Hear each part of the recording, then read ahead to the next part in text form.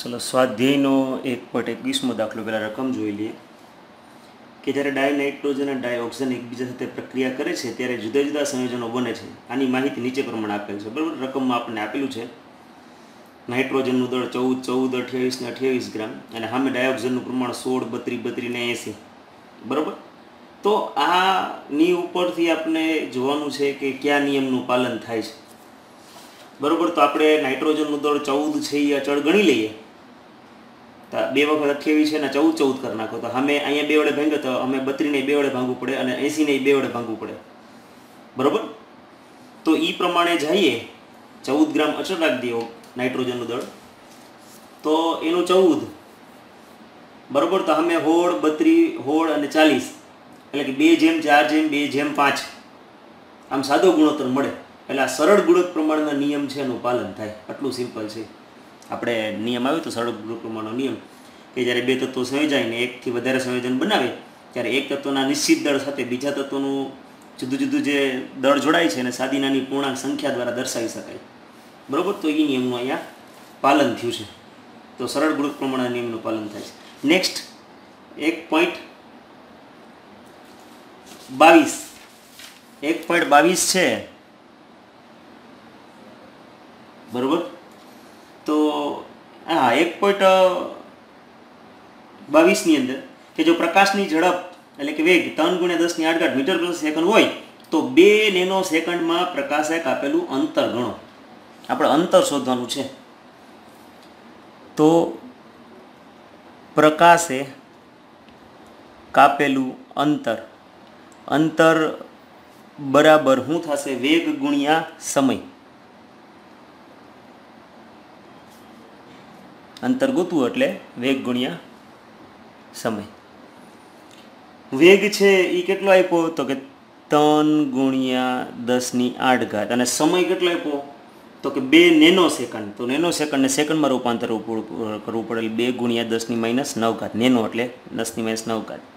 આ બેનું સાદુરૂપ હવે તંદુ શું થઈ જશે 6 અને 10⁸ ને -9 એટલે શું વધે -1 એટલે જવાબ આવશે 0.6 મીટર. આટલા મીટર અંતર કાપે 2 નેનો સેકન્ડમાં પ્રકાશ. રેડી. નેક્સ્ટ 1.23મો દાખલો. એમાં આપણને એક આવી પ્રક્રિયા આપી છે A+B2 માંથી આપણને AB2 મળે છે. આ આવી એક સમીકરણ આપેલું છે અને પછી જે પ્રશ્ન આપ્યા છે એને આપણે જવાબ દેવાના છે. બરાબર, તો A+B2 બરાબર એમાં શું બને છે? AB2. તો પેલો પ્રશ્ન છે કે એના 300 પરમાણુ અહીંયા આના 300 પરમાણુ લીધા અને બીના 200 અણુ.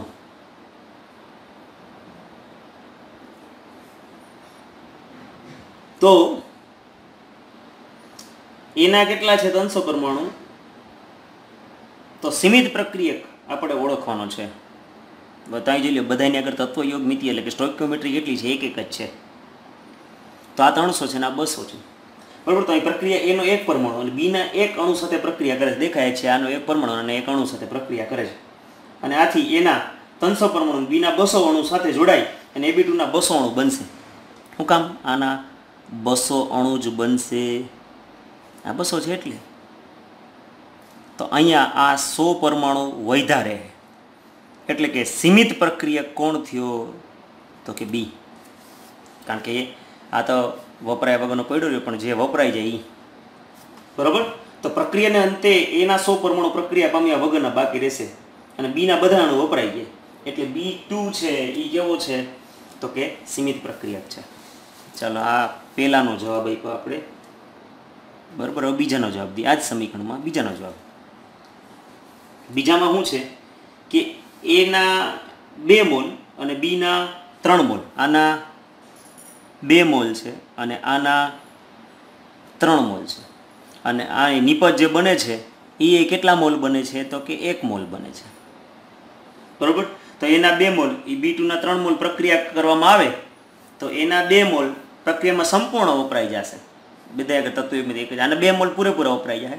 આમાંથી 2 વપરાય અને આનો 1 બનશે. બરાબર, તો એના 2 મોલ પ્રક્રિયામાં સંપૂર્ણ વપરાઈ જતા હોવાથી એને શું કહેવામાં આવે છે? તો કે આ થાય આપણો સીમિત પ્રક્રિયક.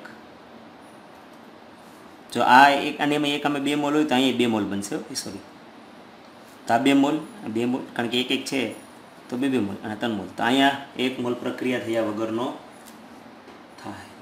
તો સીમિત પ્રક્રિયા કોણ થયો? તો કે એ થયો. નેક્સ્ટ ત્રીજાનો જવાબ દઈએ કે એના 100 પરમાણુ. હાલો, આ 300 ને બદલે આ વખતે શું કીધા? 100 પરમાણુ કીધા. અને B2 ના 100 અણુ. બે જે પ્રક્રિયા થઈ તો બંને પ્રક્રિયા સંપૂર્ણ વપરાઈ જાય. તો આમાં એક પણ સીમિત પ્રક્રિયા કરી અહીંયા 100 અણુ બનશે અને એ B2 ના, એટલે આમાં સીમિત પ્રક્રિયા એકોય નથી. બરાબર. ચોથું કે એના 5 મોલ, આના 5 મોલ. બરાબર. અને બી ના 5 મોલ લ્યો, આના 5 મોલ. તો નિપજ એ કેટલી? આપણે જો આ એના 5 મોલ અને આના 5 મોલ, તો AB2. તો 5 મોલ એની 2.5 મોલ B2 સાથેની પ્રક્રિયા કરતા 2.5 મોલ AB2 મોલ બનશે. બરાબર. એટલે કે 2.5 મોલ એ પ્રક્રિયા પામ્યા વગરનો બાકી રહેશે. B2 સંપૂર્ણ વપરાઈ ગયો એટલે B2 છે એ સીમિત પ્રક્રિયા થશે, કારણ કે અહીંયા આ 2.5 મોલ બાકી રહેશે. સમજાણું? રેડી? તો આવી રીતના આપણે જોવાનું રહેશે. નેક્સ્ટ 5મો દાખલો. 5માં શું કે છે કે 5 મોલ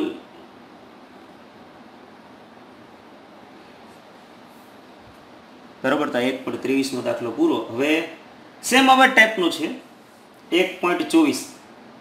બરાબર.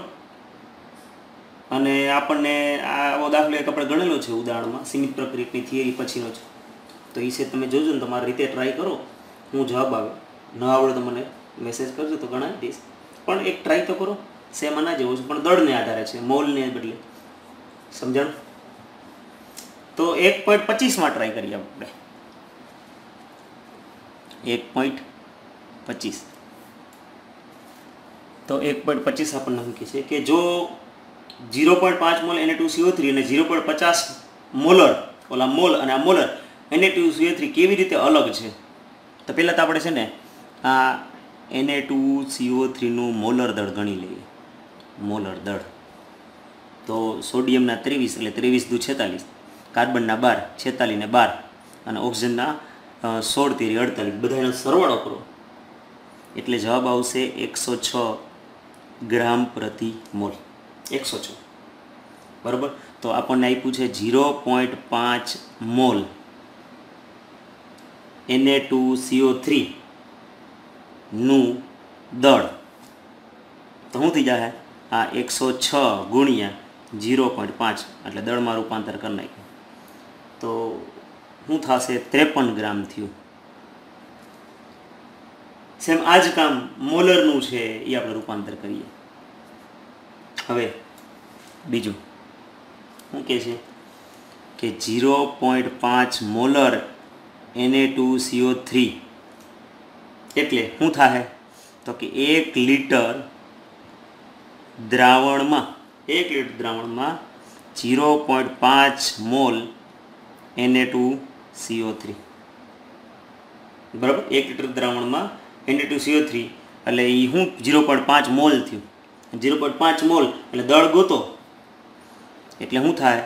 આ 106 ગુણ્યા 0.5 જ થયું એટલે એ શું થયું? 53 ગ્રામ જ થયું. બરાબર. તો આ 1 લીટર શું છે? 1 લીટર દ્રાવણમાં 53 ગ્રામ ઓગાળેલો છે. તો 1 લીટર પાણી અને એમ 1 લીટર ટૂંકમાં 1 લીટર દ્રાવણ એટલે પાણીમાં આ 53 ગ્રામ ઓગાળે છે અને આ ખાલી કોરો 53 ગ્રામ છે. એ બેમાં ડિફરન્સ આટલું. સમજાણું? બે વચ્ચે શું છે તફાવત એ કીધું. ઓલો 53 ગ્રામ એમનેમ છે 0.5 મોલ એટલે, અને આ આવશે 1 લીટર દ્રાવણમાં 53 ગ્રામ ઓગાળેલો છે. બેમાં આટલો તફાવત. રેડી? હવે 1.26 જુઓ. તો એમાં આપણને કીધું કે જો ડાયહાઇડ્રોજન વાયુના 10 કદ ડાયોક્સિજનનું વાયુનું 5 સાથે પ્રક્રિયા કરે તો પાણીની બાષ્પનું કેટલું કદ ઉત્પન્ન થાય? તો આપણે સમીકરણ આવડતું હોવું જોઈએ. 1.26 H2 2H2 વત્તા O2 અને બનશે 2H2O. તો પ્રક્રિયા પરથી કહી શકાય કે આ બે કદ કીધા છે. સોરી, આપણે ડાયહાઇડ્રોજન વાયુનું 10 કદ. આ કેટલા કદ કીધું છે? 10 કદ. અને આ કેટલા કદ કીધું છે? 5 કદ. બરોબર. તો પ્રક્રિયા પરથી કહી શકાય કે અહીંયા આના 2 કદ હોય તો સામે અહીંયાના 1 કદ જોઈએ, અને આના કેટલા કદ ઉત્પન્ન થાય? 2 કદ. અહીંયા સ્ટોકિયોમેટ્રી ઉપરથી એમાં લખેલું, આપણે આમાં ગોતવાનું છે પાણી કેટલું ઉત્પન્ન થાય એટલે એ કહેવાનું છે. તો 10 કદ હાઇડ્રોજન વાયુ 5 કદ ઓક્સિજન વાયુ સાથે પ્રક્રિયા કરી અને આ શું બનાવી નાખશે? તો કે 10 કદ H2O ઉત્પન્ન કરે. કારણ કે બેની આગળ બગડું આ 10 હોય તો અહીંયા 10 જ થાય. સમજણ? આ 1.26 પૂરું. નેક્સ્ટ 1.27 જુઓ. 1.27માં દાખલામાં આપણે એમ કહે છે કે નીચેનાને પાયાના એકમોમાં ફેરવો. પાયાના એકમો એટલે મીટરમાં રૂપાંતર કરવાનું થાય, સેકન્ડમાં, અને મિલીગ્રામ હોય તો ગ્રામમાં, સોરી કિલોગ્રામમાં. પાયાના એકમ એટલે કે જે મૂળભૂત પાયાના એકમો છે ને એમાં રૂપાંતર કરવાનું થાય છે. તો 28.7 પાઇકોમીટર કીધું છે. તો 28.7 મીટર પાઇકો એટલે શું થઈ જાય? 10⁻14 મીટર. બરાબર. અને તમને ખબર છે કે સોરી 12 પાઇકોમીટર 10⁻12 થાય. બરાબર. તો 28.7 ગુણ્યા 10⁻12 પાઇકો એટલે 10⁻12. હવે 12 છે આપણે તમને ખબર કે સ્ટાન્ડર્ડ રૂપાંતર કરવું હોય તો એક આંકડા પછી પોઈન્ટ હોવો જોઈએ, એટલે આપણે 2.87 ગુણ્યા આપણે આ બાજુ હીટા મોટા આંકડામાંથી નાના આંકડામાં ગયા છે એટલે 10⁻11 મીટર લ્યો. આ આપણે પ્રમાણિત સ્વરૂપમાં રૂપાંતર કરી દીધું આ પહેલાંનું. નેક્સ્ટ બીજામાં શું આપણને કીધું છે કે 15.15 માઇક્રો સેકન્ડ. બરાબર. તો 15.15 ગુણ્યા માઇક્રો એટલે શું થશે? 10⁻6 સેકન્ડ. અને પછી હજી એક પોઈન્ટ હટાવો તો 1.515 ગુણ્યા 10⁻5 સેકન્ડ. સમજાણું? આવી રીતના આપણે રૂપાંતર કરવાનું થાય. નેક્સ્ટ ત્રીજું છે, એમાં આપણને આપ્યું છે 25,365 મિલીગ્રામ. મિલી તો મિલી છે એટલે 10⁻3. તો આ 25,365 ગુણ્યા 10⁻3 મિલી એટલે 10⁻3 ગ્રામ. બરાબર. હવે આપણે 3 ઘાત છે હટાવી દઈએ અહીંથી, તો આ અહીંયા છે પોઈન્ટ, આ 1 2 ને 3, તો શું થઈ ગયું? 25.365. બરાબર. અને હજી એક આંકડામાં રૂપાંતર કરવું યાર, કારણ કે આ તો છે જ નહીં, એટલે હજી અહીં લઈ જાય એટલે શું થઈ જાય? 2.5365 ગુણ્યા 10⁻1 ગ્રામ. આ ગ્રામમાં પણ આપણે તો પાયાના એકમ છે એટલે કિલોગ્રામ રૂપાંતર કરવું પડે, એટલે હજી 10⁻- કેટલા ઘાત વડે ગુણી નાખવું? 10⁻3. તો 2.5365 ગુણ્યા 10⁻2 હવે આવી ગયું કિલોગ્રામ, કારણ કે 10⁻3 લ્યો તો આમે 1 છે એટલે 2 વધ્યા. બરાબર. તો આ પાયાના એકમમાં ફેરવી દીધું. નેક્સ્ટ આવી ઝીણી ઝીણી સાદી ગણતરીઓમાં તમારી માસ્ટરી આવે ને તો જ તમને કેમેસ્ટ્રી સમજાય. બરાબર. જ્યાં સુધી તમને એવોગાડ્રોનો સિદ્ધાંત પરફેક્ટ ના આવડે ને ત્યાં સુધી બધું નકામું છો. ચાલો 1.28મો દાખલો. એમાં આપણને આપ્યું છે નીચેનામાંથી સૌથી વધારે સંખ્યામાં પરમાણુઓ કેમાં છે? તો પેલું એમાં છે 1 ગ્રામ સોનું. 1 ગ્રામ સોનું.